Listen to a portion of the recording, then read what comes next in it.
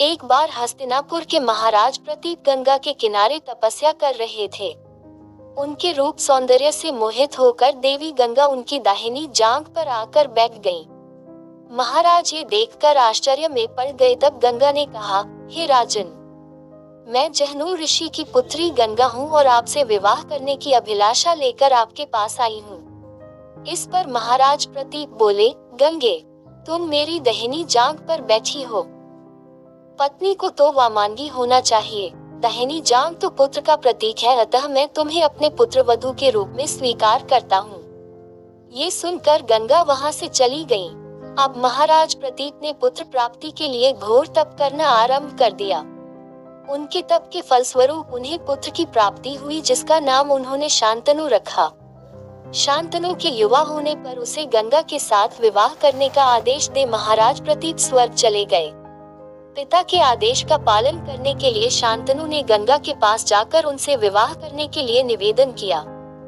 गंगा बोली, राजन, मैं आपके साथ विवाह तो कर सकती हूँ, किंतु आपको वचन देना होगा कि आप मेरे किसी भी कार्य में हस्तक्षेप नहीं करेंगे। शांतनु ने गंगा के कहे अनुसार वचन देकर उनसे विवाह कर लिया। गंगा के गर्भ से महाराज शांतनु के 8 पुत्र हुए, जिनमें से 7 को गंगा ने गंगा नदी में ले जाकर बहा दिया और अपने दिए हुए वचन में बंधे होने के कारण महाराज शांतनु कुछ बोल न सके। जब गंगा का 8वां पुत्र हुआ और वह उसे भी नदी में बहाने के लिए ले जाने लगी तो राजा शांतनु से रहा न गया और वे बोले, गंगे, तुमने मेरे 7 पुत्रों को नदी में बहा दिया, किंतु अपनी प्रतिज्ञा के अनुसार मैंने कुछ न कहा। अब तुम मेरे इस 8वें पुत्र को भी बहाने जा रही हो।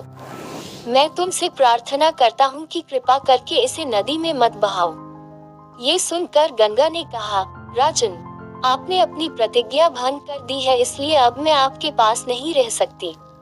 इतना कहकर गंगा अपने पुत्र के साथ अंतर्ध्यान हो गईं। तत्पश्चात महाराज शांतनु ने 36 वर्ष ब्रह्मचर्य व्रत धारण करके व्यतीत कर दिए। फिर एक दिन उन्होंने गंगा के किनारे जाकर गंगा से कहा, गंगे, आज मेरी इच्छा उस बालक को देखने की हो रही है जिसे तुम अपने साथ ले गई थी। गंगा एक सुंदर स्त्री के रूप में उस बालक के साथ प्रकट हो गई और बोली, राजन, यह आपका पुत्र है तथा इसका नाम देवव्रत है, इसे ग्रहण करो। ये पराक्रमी होने के साथ विद्वान भी होगा। अस्त्र विद्या में ये परशुराम के समान होगा। महाराज शांतनु अपने पुत्र देवव्रत को पाकर अत्यंत प्रसन्न हुए और उसे अपने साथ हस्तिनापुर लाकर युवराज घोषित कर दिया। एक दिन महाराज शांतनु यमुना के तट पर घूम रहे थे कि उन्हें नदी में नाव चलाते हुए एक सुंदर कन्या दृष्टिगत हुई। उसके अंगन से सुगंध निकल रही थी। महाराज ने उस कन्या से पूछा, हे देवी, तुम कौन हो? कन्या ने बताया, महाराज, मेरा नाम सत्यवती है और मैं निषाद कन्या हूँ। महाराज उसके रूप यौवन पर रीझ कर तत्काल उसके पिता के पास पहुँचे और सत्यवती के साथ अपने विवाह का प्रस्ताव किया। इस पर धीन व निषाद बोला, राजन, मुझे अपनी कन्या का आपके साथ विवाह करने में कोई आपत्ति नहीं है, परंतु आपको मेरी कन्या के गर्भ से उत्पन्न पुत्र को ही अपने राज्य का उत्तराधिकारी बनाना होगा। निषाद के इन वचनों को सुनकर महाराज शांतनु चुपचाप हस्तिनापुर लौट आए। सत्यवती के वियोग में महाराज शांतनु व्याकुल रहने लगे। उनका शरीर दुर्बल होने लगा। महाराज की इस दशा को देखकर देवव्रत को बड़ी चिंता हुई। जब उन्हें मंत्रियों के द्वारा पिता की इस प्रकार की दशा होने का कारण ज्ञात हुआ तो वे तत्काल समस्त मंत्रियों के साथ निषाद के घर जा पहुँचे और उन्होंने निषाद से कहा, हे निषाद, आप सहर्ष अपनी पुत्री सत्यवती का विवाह मेरे पिता शांतनु के साथ कर दें। मैं आपको वचन देता हूँ कि आपकी पुत्री के गर्भ से जो बालक जन्म लेगा वही राज्य का उत्तराधिकारी होगा। कालांतर में मेरी कोई संतान आपकी पुत्री के संतान का अधिकार छीन न पाए, इस कारण से मैं प्रतिज्ञा करता हूँ कि मैं आजन्म अविवाहित रहूंगा। उनकी इस प्रतिज्ञा को सुनकर निषाद ने हाथ जोड़कर कहा, हे देवव्रत, आपकी यह प्रतिज्ञा अभूतपूर्व है। इतना कहकर निषाद ने तत्काल अपनी पुत्री सत्यवती को देवव्रत तथा उनके मंत्रियों के साथ हस्तिनापुर भेज दिया।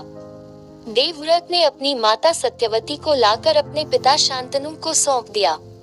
पिता ने प्रसन्न होकर पुत्र से कहा, वत्स, तूने पितृभक्ति के वशीभूत होकर ऐसी प्रतिज्ञा की है जैसी कि न आज तक किसी ने किया है और न भविष्य में करेगा। मैं तुझे वरदान देता हूँ कि तेरी मृत्यु तेरी इच्छा से ही होगी। तेरी इस प्रकार की प्रतिज्ञा करने के कारण तू भीष्म कहलाएगा और तेरी प्रतिज्ञा भीष्म प्रतिज्ञा के नाम से सदैव प्रख्यात रहेगी।